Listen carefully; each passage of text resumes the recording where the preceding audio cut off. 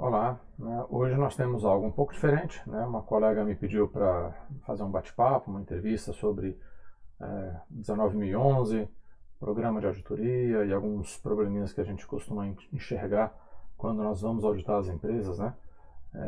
Principalmente no que diz respeito às auditorias internas, tá ok? Então logo depois da vinheta ela já se apresenta e a gente tem início do bate-papo. Um abraço.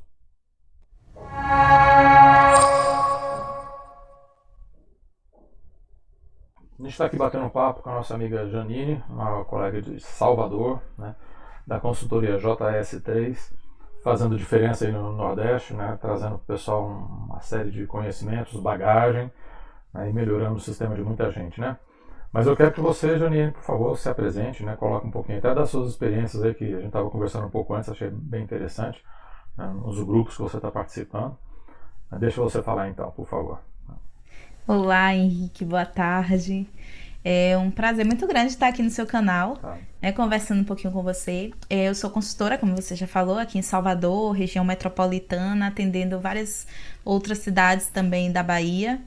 E esse trabalho de implantação da ISO 9001, ele acabou levando para uma área educacional também.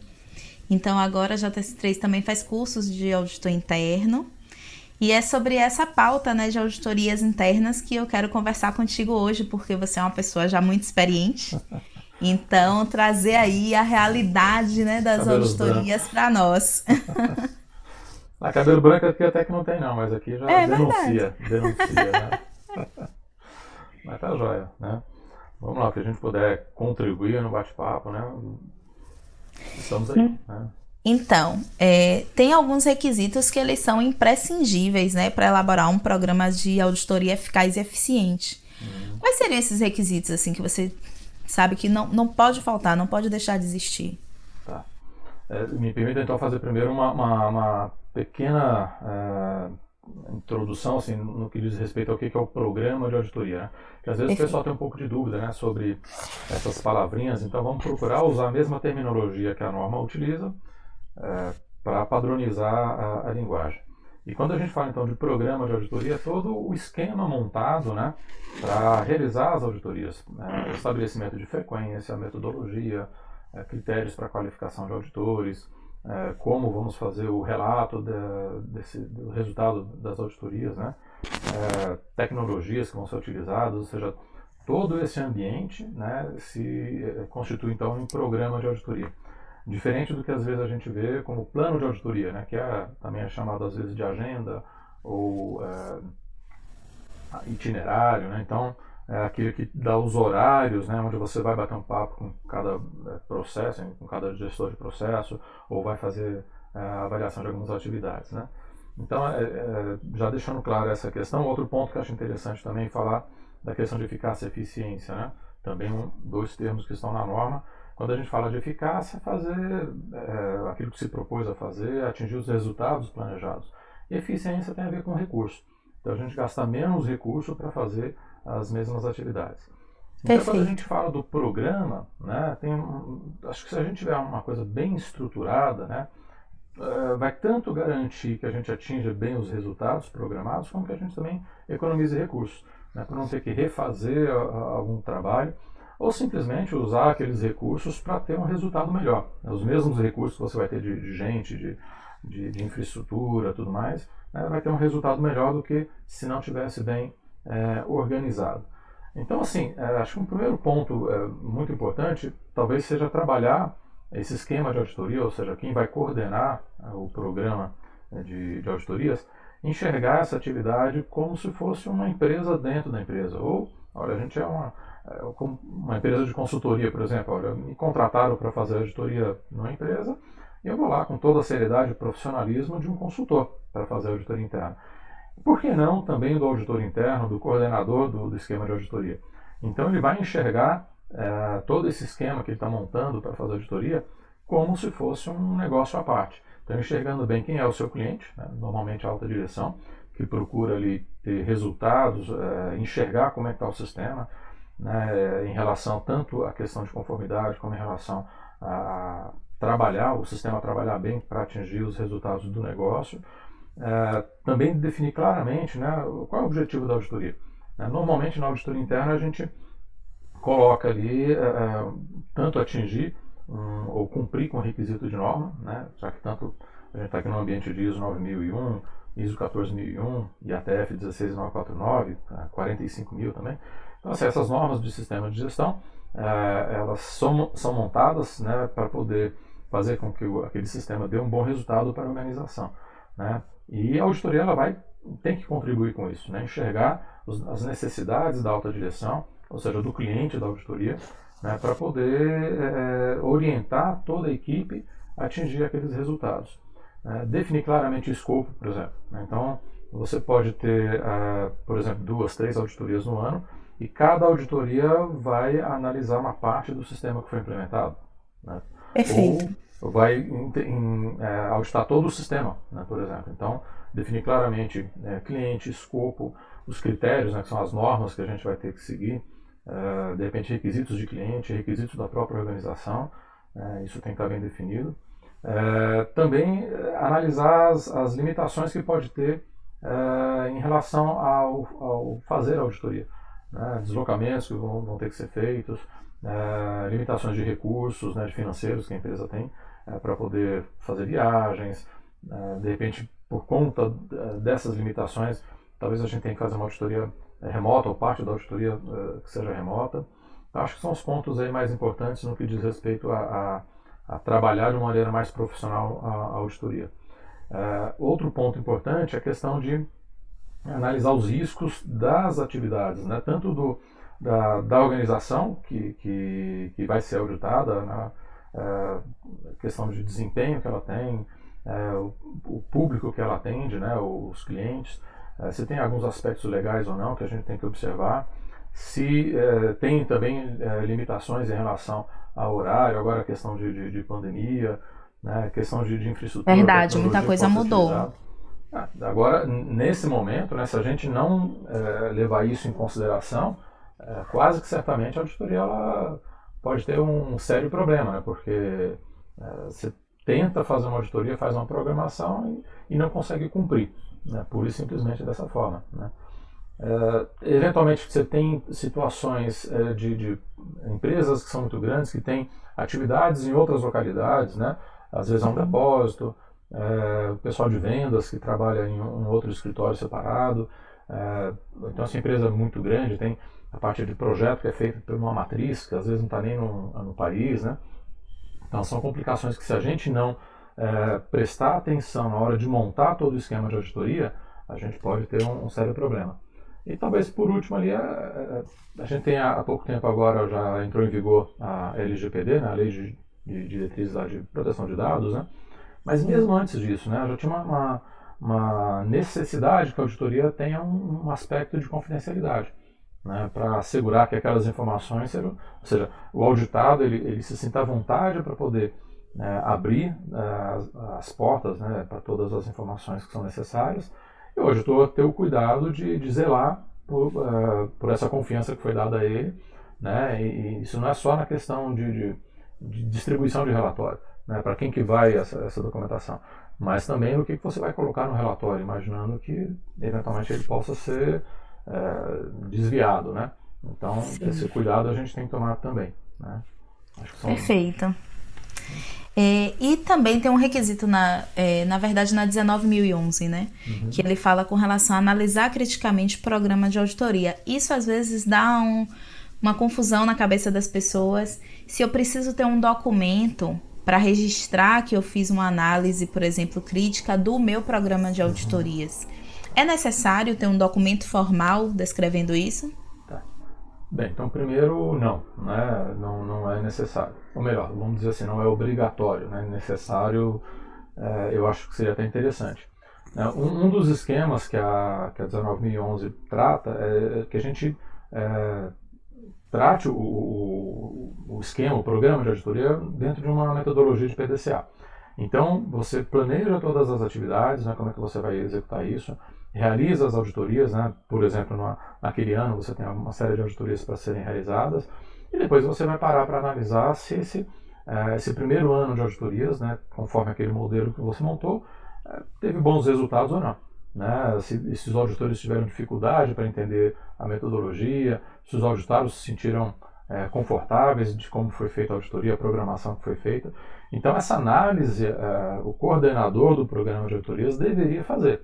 É o que a 19.011 prega, né? Só que a 19.011 não é obrigatória. Então, assim, necessário, eu acho que seria, talvez não necessário formalizar essa análise, mas fazer a análise sim. Agora, como a gente tem um sistema que a gente quer entender o que aconteceu no passado, a gente não quer repetir os mesmos erros, quer poder rastrear também causas de não conformidade, e para rastrear isso, para poder aprender com o que aconteceu no passado, o que deu certo, o que deu errado, se não tiver isso registrado, essa informação se perde, né? Então, não é obrigatório, ou seja, tanto a ISO 9001, a 45, a 14, não pedem o registro dessa análise.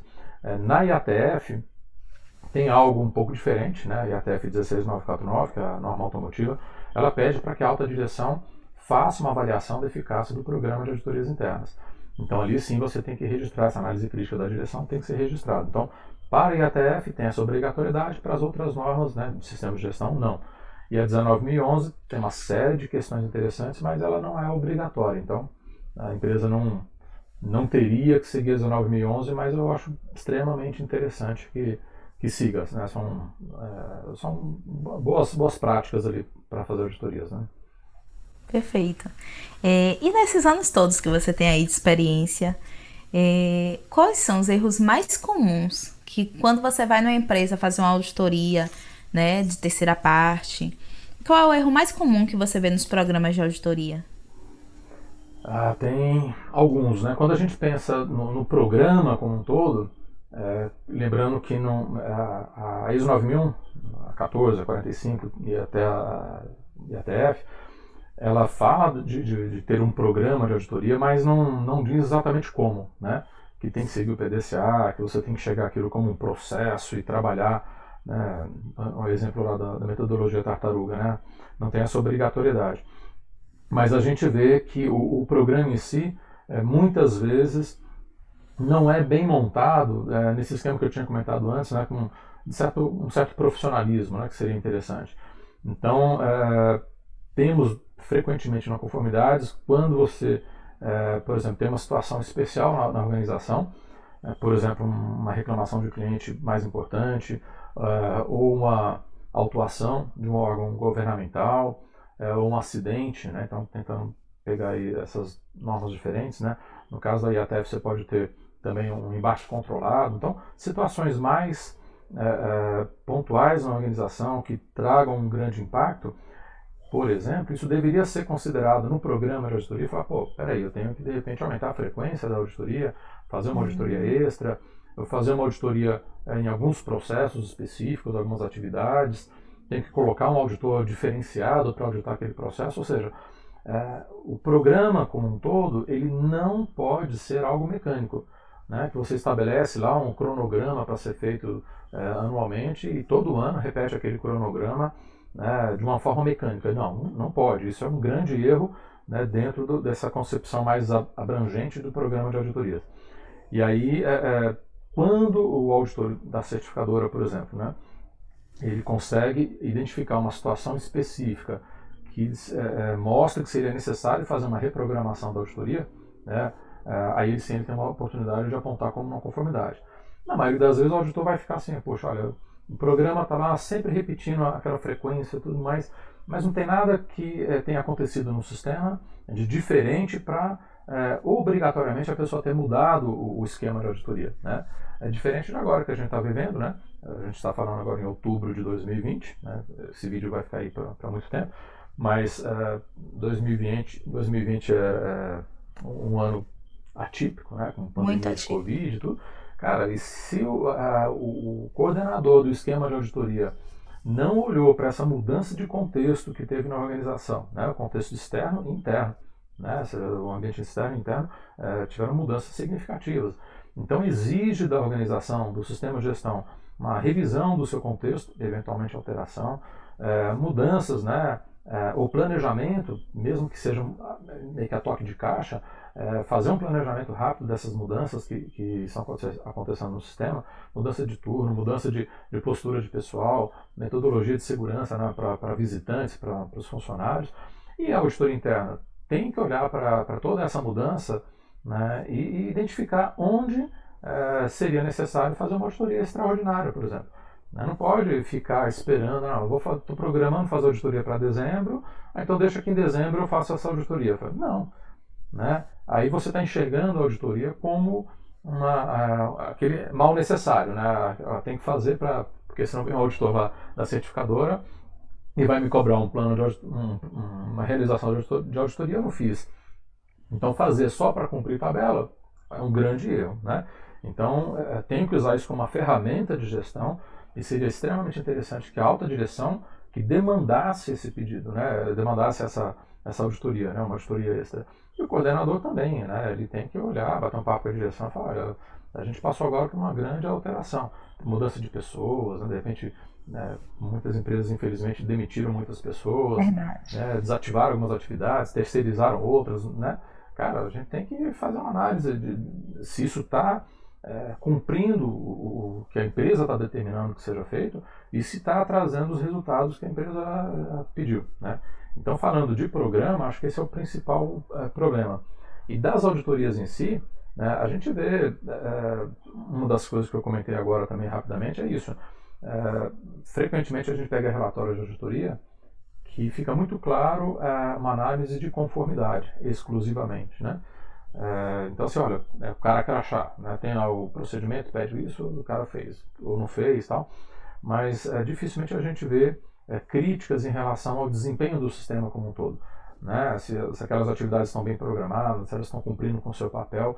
Então, eu costumo dizer nos treinamentos que a auditoria ela tem sempre que ter dois grandes aspectos, né? Um de conformidade, sim, que isso é importante, mas também um aspecto de gestão, né? Tanto, e vale para qualquer norma, né? Ou seja, o sistema que foi montado na organização tem que funcionar para o negócio, né, como um todo, né? E isso a gente não vê acontecendo. Outro ponto também comentei, né, essa questão do programa, mas vale para as auditorias internas, que você, de repente, agora, né, por conta de pandemia, você não vê que o pessoal fez uma análise adequada em relação às mudanças que aconteceram no sistema de gestão. Para você ter uma ideia, para as auditorias e ATF, a gente tem uma lista de questões, digamos assim, que a gente tem que fazer durante a auditoria, ou fazer o questionamento, ou buscar por essas informações, por conta dessa parada que as empresas tiveram. Então, foi uma grande parada, depois para retornar o início das atividades ali, né? Que tipo de problema isso pode ter acontecido, né? Nem todo mundo pôde voltar ao trabalho, alguns tiveram que ficar em casa, em home office, né? Que impacto isso aconteceu para o sistema. Então, a primeira rodada de auditoria interna, ela tem que, né, observar como que o sistema reagiu a esse grande evento que aconteceu e está ainda acontecendo com a gente, né? Então, isso é um grande problema que a gente vê. Não em tanta quantidade, mas às vezes a gente vê problemas assim de imparcialidade, né, em auditorias, ou melhor, não observar o aspecto da imparcialidade, as pessoas auditando sua própria área, sua própria atividade, que aí também, para atender às normas, né, basta eu não auditar minha própria atividade. Mas o coordenador do programa, ele deveria, né, do programa de auditoria, ele deveria evitar de colocar pessoas para auditarem, por exemplo, seus chefes. Eu sempre dou um exemplo, de repente eu pego muita carona com a Janine, por exemplo, né? Não dá porque você está em Salvador, eu estou em São Paulo, isso vai ser difícil de acontecer. Mas de repente a gente está trabalhando na mesma empresa e eu pego carona com você com frequência. Aí eu vou te auditar. Será que eu vou apontar uma conformidade lá no processo da Janine? Eu não sou besta, provavelmente, né? Não. Eu vou perder minha carona? Corre o risco de perder a carona. Pois é. Então, assim, o coordenador deveria também observar esses pontos. Claro, até o próprio auditor, né? Fala, olha, é melhor, eu prefiro, não me sinto confortável para auditar tal pessoa, né? O coordenador também se antecipar, se for o caso, em relação a essa atividade, né? a colocação do pessoal. Então, isso é um ponto que não necessariamente gera não conformidade na auditoria, porque o auditor externo ele pode apontar, por exemplo, se você está auditando a própria atividade. Então fica fácil ele apontar isso. É uma evidência clara de não conformidade. Agora, auditar o chefe ou não, eu como auditor eu colocaria como uma oportunidade de melhoria, né? Olha, dá uma analisada se isso não está eventualmente interferindo no resultado que a gente tem da auditoria, né? E de qualquer forma também, mesmo que, olha, eu e a Janine a gente é muito profissional, e isso é normal, com quem está acostumado a fazer auditoria, cara, me audita, me aponta as não conformidades, eu sou um grande interessado em que você me audite bem, né, com profissionalismo e tudo, para mostrar onde é que eu preciso estar fazendo algum tipo de ajuste. Quando tem esse profissionalismo das duas partes, não tem problema. Mas e se não tiver? Né? Então, assim, Fica a dúvida, né? Fica a dúvida. E outra, né? Então, além de ficar a dúvida ali, né, as pessoas podem questionar. Poxa, você auditou seu chefe. Será que realmente não teria não conformidade se fosse um outro auditor, por exemplo? Então, para evitar qualquer tipo de questionamento em relação à lisura da auditoria, seria interessante evitar que a gente colocasse pessoas aí que possam, de alguma forma, ter um resultado parcial, né? E um outro ponto que isso sim tem muita não conformidade, também tem diminuído, mas é assim, o que as normas pedem para a gente, né? Para registrar o resultado da auditoria. E aí, às vezes, a gente vê alguns relatórios de auditoria que assim, só apontam as não conformidades, né? Eu confesso que eu fico na dúvida se aquela auditoria foi bem feita ou não, né? É claro que a pessoa pode fazer uma auditoria perfeita e na hora de registrar, só se preocupou em registrar as não conformidades, né? Pode acontecer. Mas o que eu acho que seria muito interessante, até para atender a própria norma, né, é registrar os resultados. Então são conformidades e não conformidades, né? Então você deixa claro ali as evidências que você auditou. De novo também para poder rastrear alguma coisa, né? Eu vou questionar, poxa Janine, você auditou a área tal? Não, está aqui, ó, tem um relatório, mostra as evidências que eu peguei, né, os produtos que eu vi, pessoas com quem eu conversei, os relatórios que eu analisei. Então fica claro o teu relatório, né? Até para você se proteger. Isso aconteceu comigo muito tempo atrás. Teve isso pela certificadora, né? Teve um cliente que ligou lá para o escritório e falou: olha, eu queria alterar o escopo da minha empresa, né? Ele fornecia no escopo da certificação estava lá fornecimento de, vamos supor aqui mouse sem fio para cliente A, né? E aí ele queria colocar no escopo dele também o cliente B, né? E falar, poxa, o Henrique auditou inclusive o cliente B também. E eu fiquei assim, caramba, eu não poderia ter auditado, porque se o escopo é só para o cliente A, esquisito, né, ter esse escopo tão restrito, mas era o que acontecia lá, eu não poderia ter auditado o cliente B, né? De jeito nenhum, está fora do escopo, né? E aí naquela época a gente guardava a lista de verificação, né? E aí eu fui lá, peguei o pacote lá, eu analisei toda a lista de verificação, não vi nenhuma evidência do cliente B. Então eu fiquei com muita tranquilidade para dizer, olha, não dá para aumentar o escopo, né? Tem que fazer realmente uma nova auditoria, né, olhando o cliente B, né, para poder incluir isso no escopo. O que pode ter acontecido durante a auditoria é que, de repente, eu sou auditor, mas também sou ser humano, né, normal.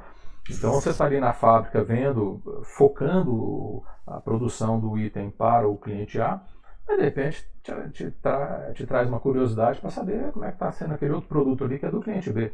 Então você olha muita coisa na auditoria que não é evidência de auditoria, mas por curiosidade você acaba olhando também, né? Então assim, os registros que eu fiz ali me deram muita tranquilidade para poder deixar claro para o cliente, olha, nós não auditamos o cliente B. Então, se quiser aumentar o teu escopo, tem que fazer realmente uma nova auditoria, que aí o auditor vai olhar o cliente B e aí pode colocar isso no certificado. Então, o relatório da auditoria, ele não poderia ser de maneira nenhuma um relatório para o auditor da certificadora ver. Ele tem que ser uma ferramenta, né, para poder passar para uma ferramenta de gestão mesmo para a empresa, né? Ferramenta de gestão. A preocupação do auditor tem que ser isso, né? Eu faço um bom trabalho, está aqui o fruto do meu trabalho é um relatório, né? Sim. E como é que é o fruto do teu trabalho? É uma coisinha muito simplesinha, né? Então, que só aponta erros. Só aponta erros, né? Então, acho que esse é um problema que a gente tem apontado como não conformidade vez ou outra, né? Até porque não fica claro, né? Às vezes o cara fala o seguinte no relatório: auditei a área X e não tinha nenhuma não conformidade. Tá bom, ele colocou o resultado, né? Auditou e zero não conformidade. isso é aceitável, mas no meu ponto de vista é muito pobre, né? E não funciona bem como uma boa ferramenta de auditoria. E talvez isso contribua para um ciclo vicioso de a gente não dar o valor para a auditoria interna também faz um resultado mais ou menos, e aí a coisa não vai para frente, né, como deveria. Né? Verdade.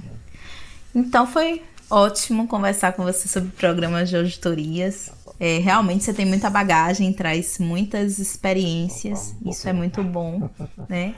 E para a galera que está entrando no mercado aí, né, para fazer auditoria interna, eu acho que você deu muitos insights, né, que a pessoa pode se ligar e dizer, olha, então quando eu for fazer uma auditoria, eu não tenho que me preocupar só em ver não conformidade, eu preciso me preocupar também em avaliar as conformidades, os pontos de melhoria, o que é que eu posso agregar para a empresa. E eu acho que uma coisa que você falou que é muito importante, utilizar a auditoria como uma ferramenta de gestão para a empresa, né? E não com aquele efeito punitivo que as pessoas ficam preocupadas, tensas, nervosas quando vão passar por auditoria. Usa até aquela frase assim, eu vou sofrer uma auditoria. Né? A gente até brinca com isso, né? Mas que devia ser só brincadeira, né? Sim. E realmente é algo que, auditando por aí, a gente percebe, né? Que as pessoas ainda ficam muito preocupadas em ser punidas por ter uma não conformidade na área delas, nas internas querer esconder isso para debaixo do tapete.